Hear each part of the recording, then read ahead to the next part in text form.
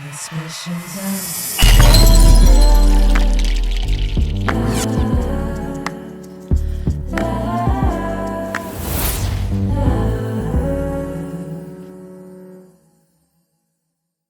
What's up, wide world? Welcome back to the Expression of Love podcast, and welcome back to Become Your Own Breakthrough. It is your host, Soul Expression Indeed, and I have something to say.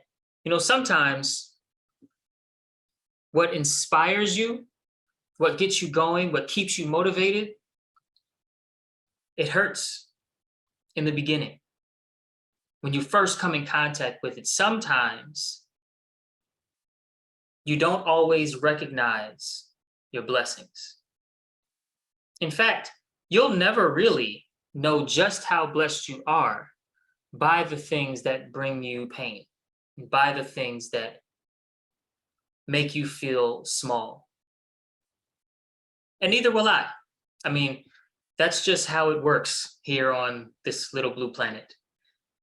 But nonetheless, many things that seem to work against our wishes in the beginning often turn out to be blessings in disguise, which is why it's a good idea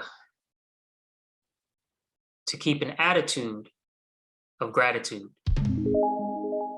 Now, if you've been with me for a while, you've probably noticed a change. You've certainly seen just how much I'm growing. As more and more episodes and auxiliary elements and videos and things are released on this channel, you can see that I am becoming more and more political. We misuse language and preach about inclusivity, then go on a full-blown attack on masculinity, then grab the children and teach them sexual fluidity and tell them the answer to puberty is transitioning. I could go on.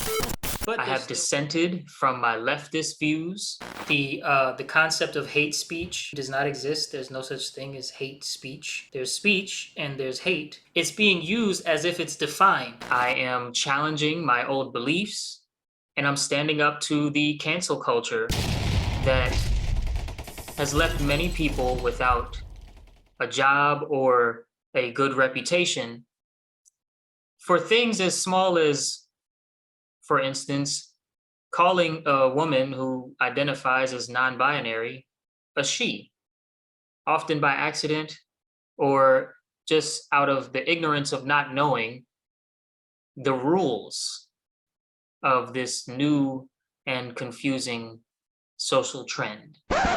And this change in my own life has already started to ripple out to my family and my friends and even some people who are connected to me through my other business. It's scary.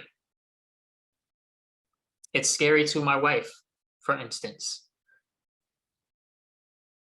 Scary that I may offend people by exploring my old beliefs and by speaking plainly about the contentious topics that I'm starting to enjoy talking about more and more on my show, because we do run this other business called Ufulu Child, which seeks to provide health and wellness services, holistic health tips, tools, and community to working moms and aunties so that they can live a better and more fulfilling life.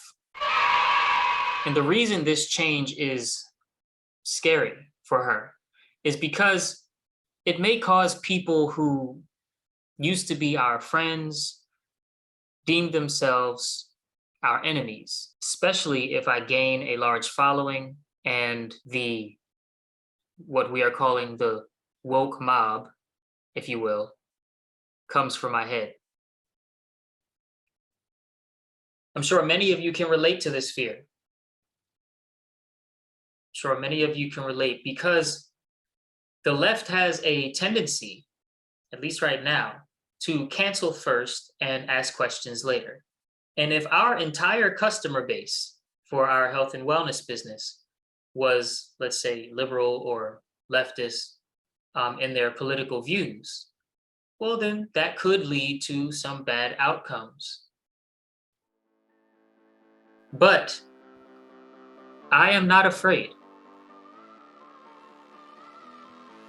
I am of the mind frame that nothing but good can come from these changes in both my beliefs and my pursuit of truth, precisely because I am seeking truth, defending truth, and giving voice to those that wish they could be doing what I'm doing, but don't feel comfortable speaking up out of fear that they may be or will be out of a job and out of a way to provide for their families or deal with whatever they're dealing with in their own personal life situation, or maybe just fear of harassment. But either way, that's what I'm doing, seeking truth, speaking up for truth in the face of lies, and providing a voice for some of the voiceless. Now, when my wonderful wife and I were talking about this very thing, this potential backlash for being a Black conservative in public, right? When we were talking about this, she asked me a question that I'm really glad that she asked me. She said, "What do you think about all this?" And I feel like my response to this question holds within it the nature of what keeps me fearless. What I said was this: I don't serve a limited God. That's what I said to her, and that's what I also offer to you.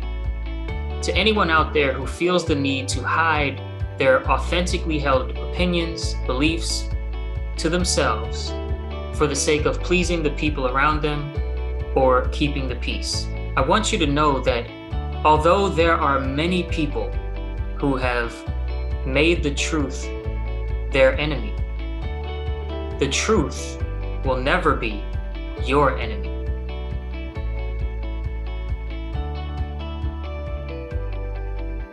One of the most powerful things about truth is that it's still true even if no one believes it.